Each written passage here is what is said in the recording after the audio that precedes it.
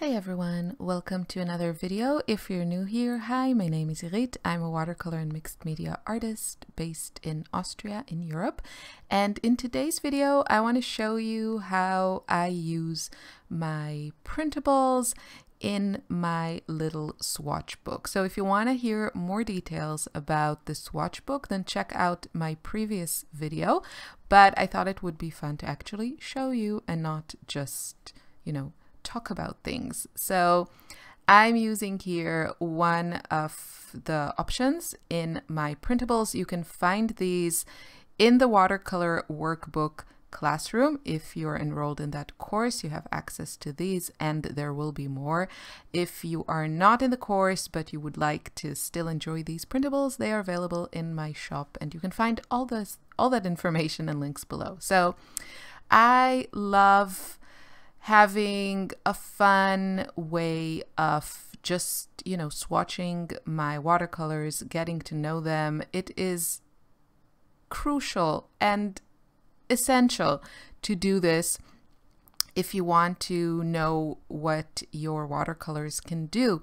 Watercolors don't look the same on paper as they do in the pan.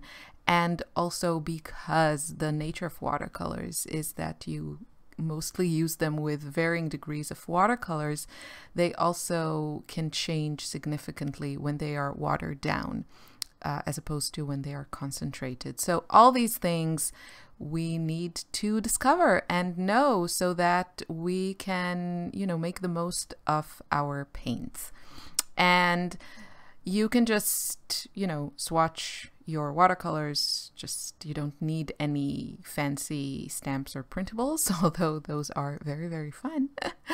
But I really like to kind of get something extra from this process, and that is just having a very visually pleasing, aesthetically pleasing presentation of all of this. I love that kind of sketchy illustrated look. And so that's why I created this little tube situation. And you can just paint these tubes with just one color, or, as you would color a swatch. But I think it's just fun to play around with the idea of kind of illustrating your tubes. And obviously every tube has just a little bit of a different shape, but I think it still works. So I decided to create a page swatching some of my Daniel Smith paints. You can see the tube has that bottom dark black part, and then the cap is also black. I'm using a color from Daniel Smith called Bloodstone, and it is just a gorgeous granulating black that is still transparent and has that beautiful texture. I really like it, although these days I find I still tend to use dark colors that have a little bit of a color to them. So for example, Moonglow has a little bit of purple to it, and another favorite of mine, Zoisite, has kind of a green tone to it. But the Bloodstone really fit the goal here. I just didn't want to use black, and I also want to be able to see the lines of the illustration, so I didn't want to use anything too opaque. And I am only showing you the part here where I colored the colorful parts, but later I am going to add some lettering, at least the names of the colors, obviously, and maybe some sort of version of that little flower that Daniel Smith has on their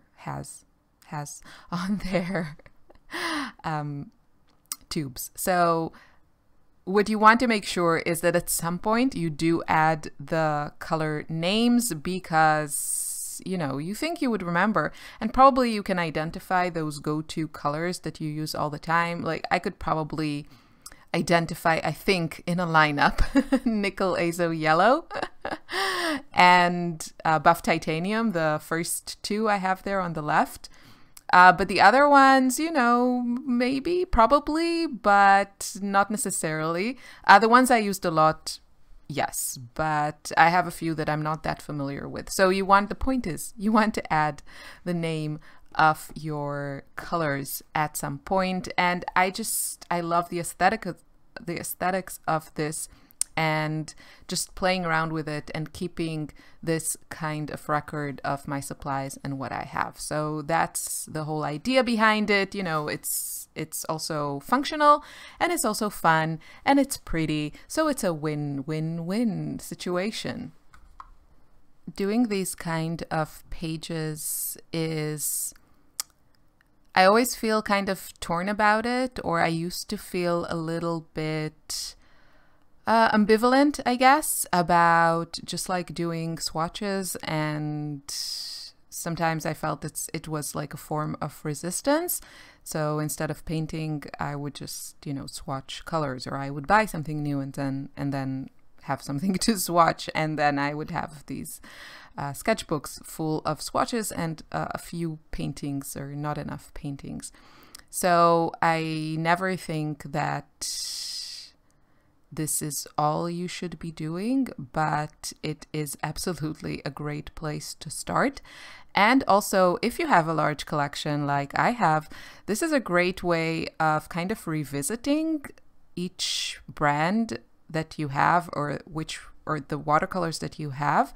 And, you know, you might discover some hidden treasure. For me, for example, I did find a color that I thought I would enjoy, and that is the one you see here on the bottom, this kind of hot pink, which I have to check. I'm not sure which one it is at the moment.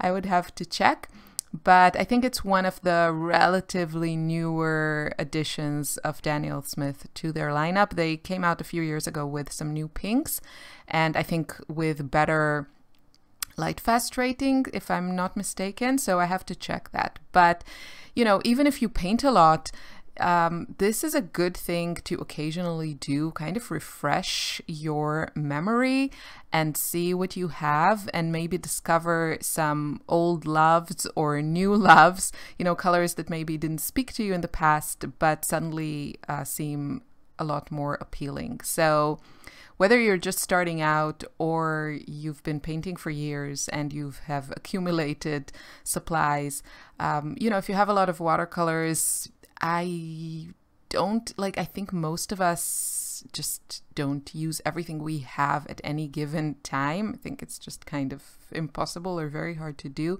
And so some supplies can get neglected and forgotten, and creating some sort of like reference book, some sort of record of what you have is a really great way of just, you know, keeping track, I guess, and not forgetting what you have on hand. So I just did this one page dedicated to Daniel Smith, but you could mix these and create, you know, like one page for all of your yellows, and then kind of paint them as close as possible, or as close as you want it to be, to the manufacturer's tube. So that would be like a really great, you know, visual image of your stash in a very, very easy to see and understand format. So if you're interested in these printables, they are super fun. They are sized to fit the little golden book size, and so they are sized at 20 centimeters on 30,